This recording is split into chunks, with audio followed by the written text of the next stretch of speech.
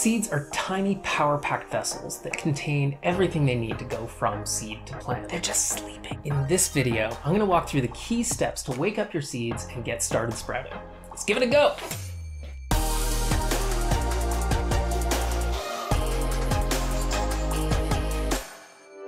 For the sake of this video, I'm going to be growing 4 of our favorite sprouts so you can see some of the diversity of options that are out there.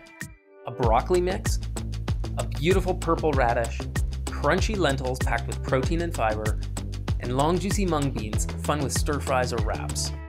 Note that there are some seeds that you cannot sprout in a jar. Mucilaginous seeds gel together so they won't drain properly, so avoid flax, chia, amaranth, basil, and cress. Once we know what seeds we're growing, there's 3 key things we need to answer. Do we need to use the blackout sleeves? How many seeds? How long do we soak it?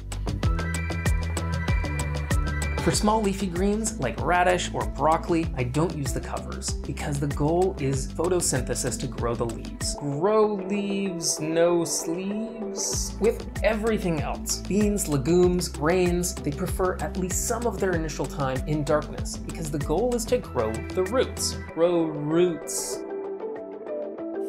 So for our example, we're gonna take the sleeves off for radish and broccoli, or we're gonna put the sleeves on for lentils and mung bean. To apply the sleeves, set the jar face down on a solid surface. I like to roll the edge over my thumb and index finger and press it down over the jar. Seeds grow anywhere from 2 to 10 times their volume, so we want to leave enough room to fill the jar, but also enough room for airflow throughout the growing process. The simple rule that I'll use for most situations is for small leafy greens, I'll use 2 tablespoons, and for beans or legumes, I'll use anywhere from 1/4 cup to 1/2 cup. So in this case, it'll be 2 tablespoons of broccoli, 2 tablespoons of radish, 1/2 cup of lentils, and 1/4 cup of mung beans.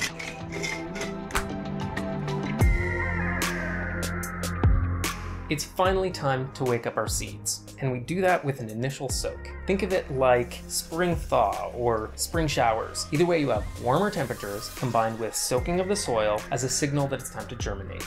Water does a couple of key things. It swells the seed, which allows it to crack through their protective shells, and it tells the seeds to begin releasing energy from its food stores to drive growth. I like to give the seeds a bit of a stir so I know there's no clumping or air pockets and there's water getting to all of the seeds.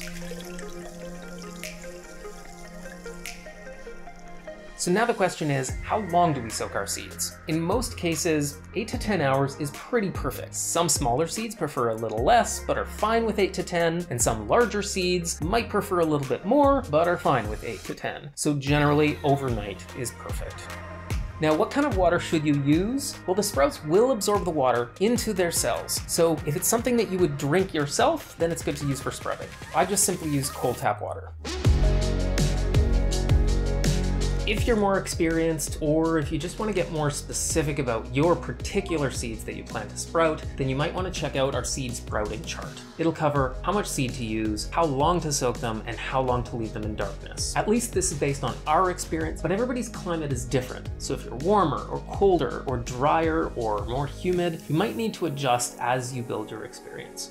Another more advanced question is, do you need to sterilize your seeds? I've actually posed this question to dozens of experienced sprouters, and it's been pretty unanimous that as long as you're using seeds that you trust from a reputable company, and you're washing your hands and your kit in between uses, then there's really no need to sterilize. The exceptions seem to be if you're having a problem with a particular batch of seeds, or if you're using seeds that have not been inspected and certified for sprouting. In those cases, it may make sense to consider a sterilization option, and here's how I'd approach that. The simplest is to dilute 2 to 10 drops of grapefruit seed extract into your initial soaking water, rinsed well afterwards. I wouldn't really bother with this myself unless there was some reason to question the seeds that you purchased.